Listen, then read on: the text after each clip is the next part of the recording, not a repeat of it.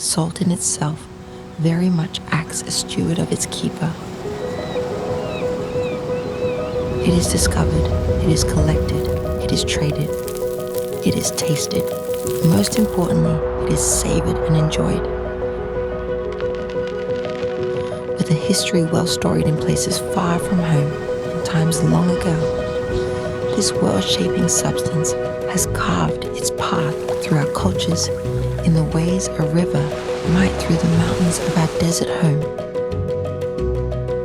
A staple of coastal Europe, we honor this history by hand harvesting our fleur de sel from the source in the expectedly romantic Eastern Atlantic salt marshes of Île de Ré, as has been done for hundreds of years. We subscribe to the idea that the best of life's treasures might remain unspoiled for generations to come. And so we bring this delicacy, a tableside prerequisite, to you in the way it was first intended.